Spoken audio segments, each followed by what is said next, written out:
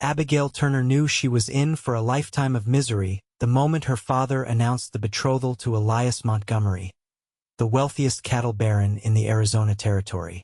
Standing in her bedroom at the Montgomery estate on what was supposed to be her wedding day in 1876, she stared at her reflection in the full-length mirror with hollow eyes.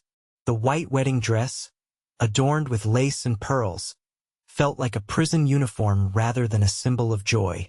"It's time, Miss Turner," the maid said softly, her eyes downcast as she adjusted the veil. "The guests are all seated." Abigail's hands trembled as she smoothed down the expensive fabric. At 22, she had always dreamed of marrying for love like the heroines in the novels she secretly read. Instead, her father had bartered her away like cattle to save his failing business and mounting debts. "Can I have a moment alone, please?" Abigail asked, forcing a smile that didn't reach her eyes. When the door closed, she rushed to the window and pushed it open, gazing out at the vast landscape of the Arizona Territory. The Montgomery Ranch stretched as far as the eye could see, a kingdom of dust and cattle that would soon be her gilded cage. In the distance, a group of ranch hands worked with the horses. One man in particular caught her eye, tall and broad-shouldered, his movements confident as he calmed a spirited mare. A knock at the door startled her. "Abigail, stop dawdling," her father's stern voice commanded. "Montgomery is getting impatient, and we can't afford to upset him." George Turner entered the room, his once proud posture now bent with financial worry. He avoided his daughter's accusatory gaze. "You look beautiful," he said awkwardly. "Montgomery will be pleased." "I'm glad someone will be pleased today," Abigail replied bitterly. "Because I certainly won't be." Her father's face hardened. "Don't start this again. Elias Montgomery is 52 years old. Yes, but he's the most powerful man in the territory. He'll give you security, a position in society. He's older than you, father, and cruel to his workers. The way he speaks to me." Abigail shuddered. "He sees me as another possession, nothing more." "You'll learn to appreciate what he offers," her father insisted, checking his pocket watch. "Now it's time. The entire territory is down there waiting." As her father led her down the grand staircase of the Montgomery mansion, Abigail felt like a condemned prisoner walking to the gallows. The wedding march played by the small orchestra in the corner seemed to mock her with every note. Through the doorway, she could see the crowded sitting room filled with the territory's elite, all gathered to witness her sacrifice. Elias Montgomery stood at the makeshift altar, his gray hair slicked back, an expression of satisfaction on his weathered face as he watched her approach. At 52, he had buried 2 wives already, and rumors about their mysterious ailments had circulated through the territory for years. Just as Abigail reached the entrance to the sitting room, the front doors of the mansion burst open with a tremendous crash. Guests screamed and scattered as a tall figure on horseback charged into the entrance hall. "This wedding stops now," a deep voice commanded. Abigail recognized him instantly, the cowboy she had seen from her window, now sitting atop a magnificent chestnut stallion. His face was partially obscured by a bandana, but his piercing blue eyes were unmistakable. Elias Montgomery stepped forward, his face purple with rage. "How dare you interrupt my wedding? Someone get the sheriff." "There won't be any wedding today," the cowboy declared, urging his horse closer. He extended his hand toward Abigail. "Miss, I believe you're being forced into this marriage against your will. I'm offering you a choice." Time seemed to stand still as Abigail stared at the outstretched hand. Behind her, her father spluttered in protest. Before her, Montgomery signaled to his armed ranch hands. In that moment, looking into the stranger's eyes, Abigail made her decision. She gathered her voluminous skirts and reached for his hand. With surprising strength, he pulled her up onto the horse in front of him. "Stop them," Montgomery roared as the cowboy wheeled the horse around. Gunshots rang out, splintering wood as they galloped through the doors and into the blinding Arizona sunshine. Abigail clung to the saddle horn, her heart pounding wildly as they raced away from the mansion, her veil flying off and disappearing in the dust behind them. "Are you all right, Miss Turner?" the cowboy asked, his voice close to her ear as they thundered across the open terrain. "How do you know my name?" she gasped, struggling to remain seated in her cumbersome wedding dress. "Everyone knows about Montgomery's bride," he replied. "Name's Nathan Zachariah. Most folks call me Nate." "Where are you taking me, Mr. Zachariah?" Abigail asked, suddenly aware of the recklessness of her decision. She had just fled her own wedding with a complete stranger. "Somewhere safe for now," Nate answered, glancing over his shoulder at the dust cloud indicating pursuers. "Montgomery's men won't give up easily." They rode hard for nearly an hour, following trails that seemed invisible to Abigail's untrained eye. Finally, they arrived at a small cabin nestled in a grove of cottonwoods near a creek. "It's not much, but it's hidden," Nate explained as he helped her down from the horse. Her legs nearly buckled beneath her, both from the long ride and the emotional turmoil of the day. Inside the modest cabin, Abigail sank onto a wooden chair, her wedding dress pooling around her like a deflated cloud. "Why did you do this?" she asked, studying her rescuer as he removed his bandana. Without the covering, she could see his full-face strong jawline, straight nose, and a small scar above his right eyebrow. He was younger than she'd initially thought, perhaps 26 or 27. "I've worked for Montgomery," Nate said grimly, pouring water from a pitcher into a cup and offering it to her. "I've seen how he treats those in his power. When I heard he was forcing a young woman into marriage." He shrugged. "I couldn't stand by and watch." "You risked your life for a stranger," Abigail said wonderingly. "Maybe I'm just tired of men like Montgomery thinking they own everything and everyone," Nate replied, his expression darkening. "Rest now. Tomorrow we'll figure out what to do next." That night, Abigail slept in Nate's small bed while he took a bedroll on the floor. Despite her exhaustion, sleep came fitfully as her mind raced with questions about her future. By morning, she had made up her mind she would not return to her father or to Montgomery. "I want to go to California," she announced as Nate prepared a simple breakfast of coffee and flapjacks. "I have an aunt in San Francisco. She'll take me in until I can find work." Nate nodded thoughtfully. "California's a long journey from here, especially with Montgomery's men searching for you. We'll need supplies, different horses." He paused. "And you'll need different clothes. That wedding dress is like a beacon." Abigail looked down at the once beautiful gown, now dusty and torn. "I have nothing else. There's a small trading post about 10 miles from here. The owner's wife might have something that would fit you," Nate suggested. "But we'll have to be careful. News travels fast in these parts." Before they left, Abigail used Nate's hunting knife to cut away the most cumbersome layers of her dress, fashioning it into something she could at least ride in. The transformation of the expensive gown gave her an unexpected sense of satisfaction. At the trading post, Mrs. Holloway, the owner's wife, took one look at Abigail's makeshift attire and ushered her into a back room. "You're that Turner girl, aren't you? The one who was supposed to marry Montgomery yesterday." Abigail tensed, but the older woman waved away her concerns. "Don't worry, child. No one around here would send you back to that old vulture. My husband and I have seen how he ruins people who cross him." With Mrs. Holloway's help, Abigail selected a practical outfit: a simple blouse, a sturdy skirt, and a pair of worn but serviceable boots. As she changed, Mrs. Holloway shared the latest news. "Montgomery's offering a $500 reward for your return and $1,000 for the kidnapper, dead or alive. Says you were taken against your will. Abigail's stomach knotted with fear.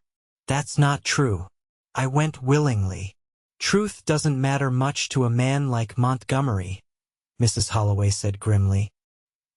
He's got the law in his pocket and half the territory afraid of him. When Abigail emerged from the back room in her new clothes, she found Nate deep in conversation with Mr. Holloway. Both men looked up as she approached. We've got a problem, Nate said. Montgomery's men were seen heading this way. We need to leave now. They departed hastily, with supplies hastily packed by the sympathetic Holloways. Instead of taking the main trail, Nate led them through a narrow canyon, following a nearly invisible path that wound upward into the hills. Where are we going? Abigail asked, struggling to keep up with Nate's pace. I know a place where we can lie low for a few days, he replied. An old silver mine camp. It's been abandoned for years, but the cabins are still standing. As they rode, Abigail found herself studying Nate with growing curiosity. There was something about him that suggested he was more than just a ranch hand. His speech was educated, his manners refined despite his rough exterior. How did you come to work for Montgomery? She asked as they paused to rest the horses near a small spring. Nate's expression grew distant. I came west after the war. Needed work. Montgomery was hiring. He shrugged. Didn't take long to see what kind of man he was, but by then I had my reasons for staying. What reasons? Nate hesitated. Let's just say I've been waiting for the right moment to settle an old score. Before Abigail could press further, the sound of distant hoofbeats reached them. Nate's hand went immediately to his revolver. Into those rocks, he whispered urgently. Quick! They scrambled for cover, leading the horses into a cluster of boulders. Moments later, a group of riders passed below them, Montgomery's men, easily identifiable by their distinctive gear. That was too close, Nate muttered when the riders had passed. They're searching everywhere. By nightfall, they reached the abandoned mining camp. As Nate had promised, several small cabins remained, though time and weather had taken their toll. They chose the sturdiest structure and settled in for the night. As Abigail helped Nate prepare a modest supper from their supplies, she found herself increasingly comfortable in his presence. There was something reassuring about his quiet competence, the way he moved with purpose and spoke without pretense. Tell me about your family, she said as they sat before a small fire. Do you have one waiting somewhere? Nate shook his head. Lost my parents before the war. No siblings. There was a girl back in Virginia, but he trailed off. War changes everything. I'm sorry, Abigail said softly. What about you? Nate asked, clearly wanting to change the subject.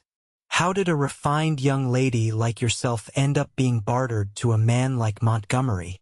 Abigail sighed. My father owned a freight company.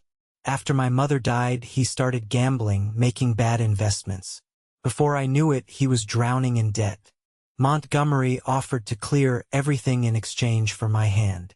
She looked into the fire. Father didn't even hesitate. That's not right, Nate said, anger flashing in his eyes. A father should protect his daughter, not sell her. He convinced himself it was for my own good, Abigail replied bitterly. Security, social position, as if those things matter when you're trapped with someone you fear. They fell silent, each lost in their own thoughts as the fire crackled between them.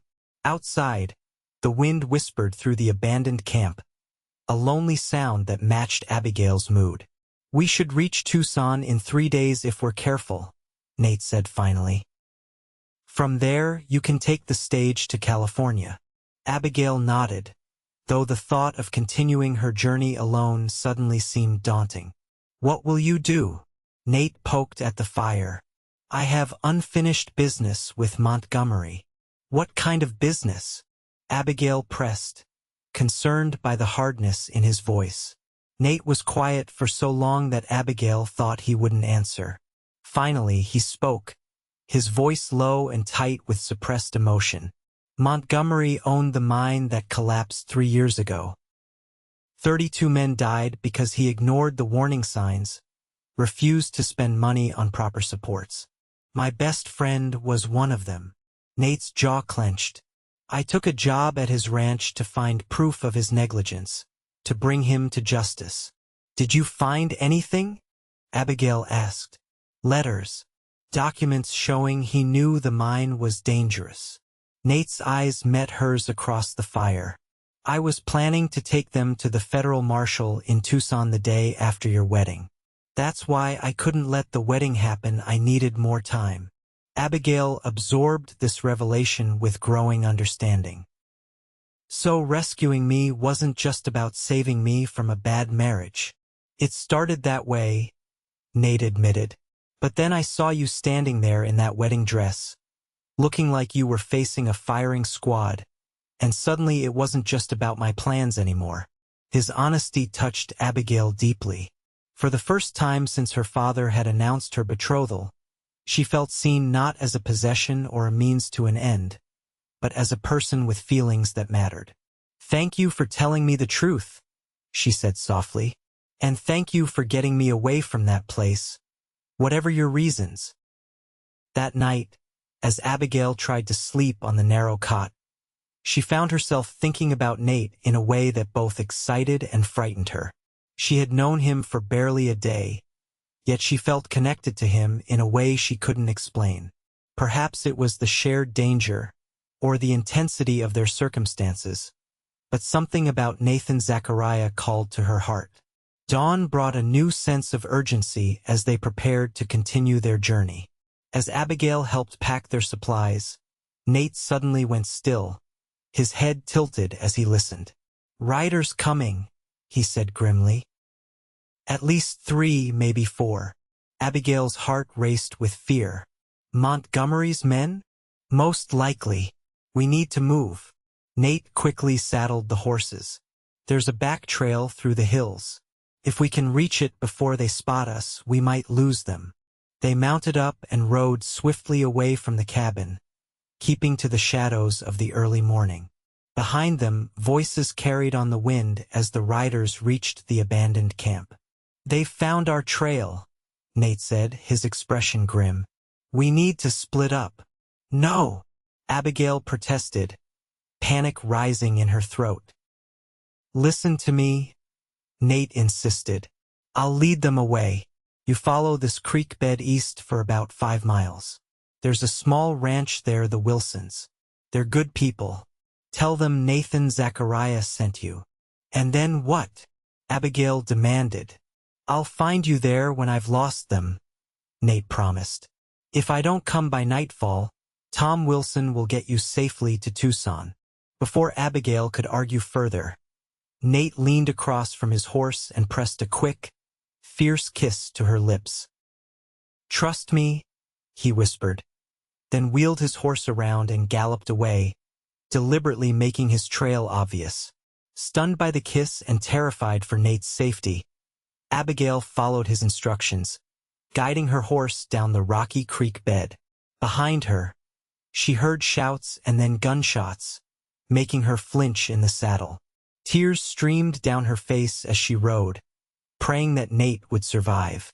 The Wilson Ranch appeared exactly where Nate had said it would be, a modest spread with a well-maintained house and barn. As Abigail approached, a man with a shotgun stepped onto the porch, watching her warily. Mr. Wilson? She called. Nathan Zachariah sent me. At the mention of Nate's name, the man lowered his weapon. Any friend of Nate's is welcome here. Come on in, miss. Martha Wilson, Tom's wife, welcomed Abigail with genuine warmth. As Abigail explained her situation, the older woman's expression grew increasingly concerned. Elias Montgomery isn't a man to cross, she said, pouring Abigail a cup of strong coffee. But Nate knows these hills better than most. If anyone can outrun those goons, it's him. Hours passed with no sign of Nate. By mid-afternoon, Abigail's nerves were stretched to the breaking point. She paced the Wilsons' front porch, scanning the horizon for any sign of riders. "You care for him, don't you?" Martha asked gently, joining her on the porch. Abigail hesitated, then nodded. "It's foolish, I know. I've barely known him 2 days." Martha smiled. "Sometimes the heart knows what it wants faster than the head can catch up." She patted Abigail's hand. "Nate's a good man, one of the best I've known." As the sun began to set, Tom Wilson saddled a horse. "I'll ride out and see if I can find him," he told Abigail. "But if I'm not back by full dark, Martha will take you to Tucson at first light." Just as Tom was about to leave, a lone rider appeared on the distant trail. Abigail's heart leaped with hope, then plummeted as she recognized the distinctive chestnut color of Nate's horse, but the animal was riderless. "No," she whispered, her legs suddenly weak. Tom caught the horse as it approached. There was blood on the saddle. "Stay here," he ordered, mounting his own horse. "I'll find him." Abigail waited in agony, pacing the porch until her feet ached. Martha tried to coax her inside, but she refused to leave her post. As darkness fell, lanterns appeared in the distance. Tom returning with 2 other men, carrying something between them. "Nate!" Abigail cried, running toward them. Nate was unconscious, his shirt soaked with blood from a bullet wound in his shoulder. His face was pale beneath its tan, his breathing shallow. "He's alive," Tom assured her as they carried Nate into the house. "Found him about 3 miles back. Looks like he took a bullet but managed to get away. Must have fallen from his horse when he got too weak." Martha, who had experience treating injuries, cleaned and bandaged Nate's wound. "The bullet went clean through," she reported. "If infection doesn't set in, he should recover." For 2 days, Abigail barely left Nate's side. She bathed his fevered brow, spooned broth between his lips when he was lucid enough to swallow, and prayed as she had never prayed before.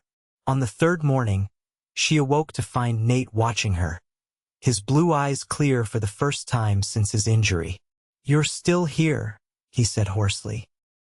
Abigail blinked back tears of relief. "Where else would I be?" "On your way to California," Nate replied. "Safe from Montgomery." "I couldn't leave," she admitted, taking his hand in hers. "Not without knowing you were all right." A ghost of a smile touched Nate's lips. "Stubborn woman." "I prefer determined," Abigail countered, returning his smile. As Nate recovered, they spoke often of what had happened. Montgomery's men had ambushed him, but he'd managed to wound 2 of them before taking a bullet himself. He'd stayed conscious long enough to lose his pursuers, but his memories after that were hazy. "The documents," he said suddenly on the 4th day, sitting up despite his injury. "I hid them before I rescued you. If Montgomery finds them first, tell me where they are." Abigail insisted. "I'll get them." Nate shook his head. "Too dangerous. Montgomery's probably got men watching every trail."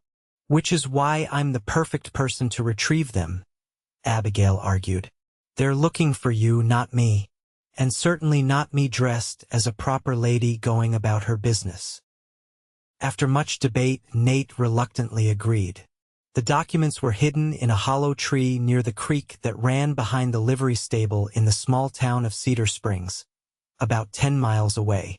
With Martha's help, Abigail transformed herself back into a respectable young woman, borrowing a dress and bonnet that obscured her features. Tom drove her to Cedar Springs in his wagon, posing as her uncle taking her to visit friends. While Tom engaged the livery owner in conversation, Abigail slipped away to the creek. Following Nate's detailed instructions, she located the tree and retrieved the oilskin packet hidden within. Her heart pounded as she made her way back to the wagon, the documents safely tucked into her reticule.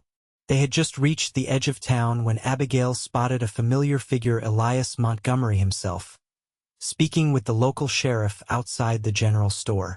"Don't look," she whispered to Tom, turning her face away.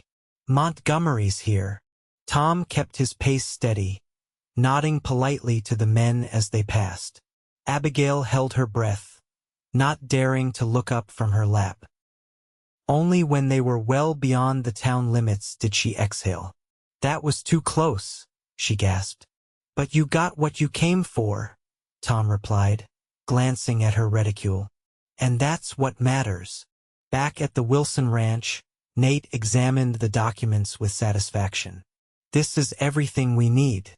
Proof that Montgomery knew the mine supports were failing, that he ordered the foreman to keep the men working despite the danger." "What now?" Abigail asked. "As soon as I'm strong enough to travel, we take these to the federal marshal in Tucson," Nate explained. "With this evidence, even Montgomery can't escape justice." 2 more days passed before Nate was well enough to ride. During that time, the connection between him and Abigail deepened. They spoke of their pasts, their hopes, their dreams. Abigail told him of her love for books and her secret ambition to become a teacher. Nate shared stories of his childhood in Virginia, his time as a scout during the war, and his journey west in search of a new beginning. On the night before they were to leave for Tucson, they sat together on the Wilsons' porch, watching the stars emerge in the darkening sky. "What will you do after?" Abigail asked softly. "After Montgomery faces justice?" Nate was quiet for a long moment. "I haven't thought that far ahead," he admitted. "For 3 years, bringing Montgomery to account has been my only goal." "And now?" Abigail prompted, her heart beating faster. Nate turned to her, his expression serious in the fading light. "Now I find myself thinking about other possibilities. A home, land of my own." He paused, his eyes searching hers. "Someone to share it with." Abigail's breath caught in her throat. "Is that a proposal, Mr. Zachariah?" "It's a beginning," Nate replied, taking her hand in his. "I know it's fast, too fast, maybe, but these past days have shown me what kind of woman you are, Abigail Turner. Brave, determined, compassionate." His thumb stroked the back of her hand. "I'd like the chance to court you properly, if you'll allow it." Abigail's heart swelled with emotion. "I think I'd like that very much." Their departure for Tucson the next morning was bittersweet. The Wilsons had become dear friends in a short time, offering shelter and kindness when it was most needed. "You'll always have a place here," Martha said, embracing Abigail warmly. The journey to Tucson took 2 days, during which they remained vigilant for any sign of Montgomery's men. They arrived without incident and went directly to the office of Federal Marshal James Cooper. Cooper listened gravely to their story, examining the documents with growing anger. "I've suspected Montgomery of wrongdoing for years, but he's always been too powerful to touch," he said finally. "With this evidence, that changes. Will it be enough?" Abigail asked anxiously. "More than enough," Cooper assured her. "These documents prove criminal negligence at the very least. Montgomery will face trial and almost certainly prison." True to his word, Marshal Cooper moved swiftly. Within hours, he had assembled a posse and ridden out to the Montgomery ranch with a warrant for Elias Montgomery's arrest. The news of the powerful cattle baron's downfall spread through the territory like wildfire. For safety, Cooper suggested that Nate and Abigail remain in Tucson until Montgomery was safely behind bars. They took rooms at a respectable boarding house, careful to maintain propriety despite their growing feelings for each other. A week later, Cooper brought news that Montgomery had been transported to Santa Fe to await trial. "It's over," he told them. "You're free to go wherever you please without fear of reprisal." That evening, Nate and Abigail walked through the plaza in Tucson, discussing their futures. "My offer still stands," Nate said. I've saved enough to buy a small spread. Nothing fancy, but it could be a good start. What about my aunt in San Francisco? Abigail asked, more to test his reaction than from any real desire to leave. Nate's face fell slightly, but he nodded. If that's what you want, I understand. You deserve the chance to make your own choices after everything that's happened. Abigail stopped walking and turned to face him. What I want, she said slowly, is a home with someone who sees me as a partner, not a possession. Someone who would risk his life to save a stranger because it was the right thing to do. She took a deep breath. Someone like you, Nathan Zachariah. Joy spread across Nate's face. He drew her into his arms, mindful of the public setting but unable to contain his happiness. Are you accepting my proposal, Miss Turner? I believe I am, Mr. Zachariah, she replied, smiling up at him. They were married 2 weeks later in a simple ceremony at Tucson's small church. Martha and Tom Wilson made the journey to stand with them, along with a few friends Nate had made during his time in the territory. With the reward money from Montgomery's conviction for justice had indeed been swift once the evidence was presented. Nate purchased a promising piece of land along a year-round creek about 20 miles outside of Tucson. There they built their home, starting with a modest cabin that grew as their family and fortunes expanded. 5 years later, Abigail stood on the porch of their ranch house, watching as Nate taught their 4-year-old son, Michael, to ride his pony in the yard.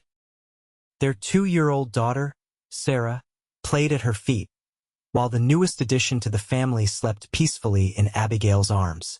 Look, Mama, Michael called proudly as he guided his pony in a small circle.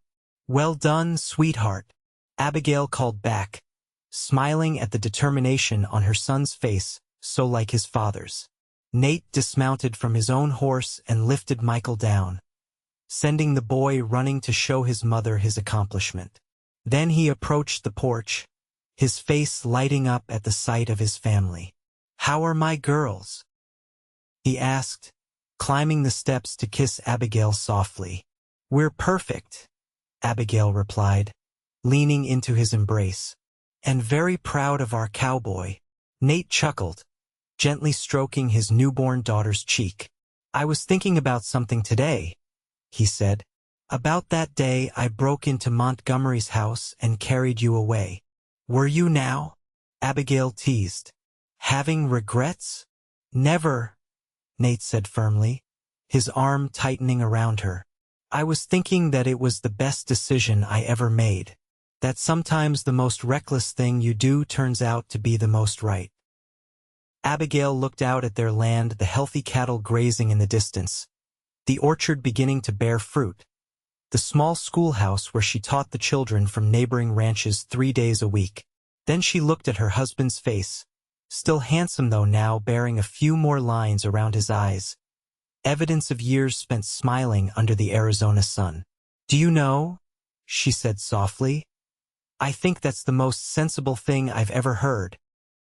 As the sun began to set over their land, casting long shadows across the yard where their children played, Abigail silently thanked whatever fate or providence had sent Nathan Zachariah crashing through those doors on what should have been her wedding day. In saving her from a loveless marriage, he had given her something far more precious, a life filled with purpose, passion, and a love that grew stronger with each passing day.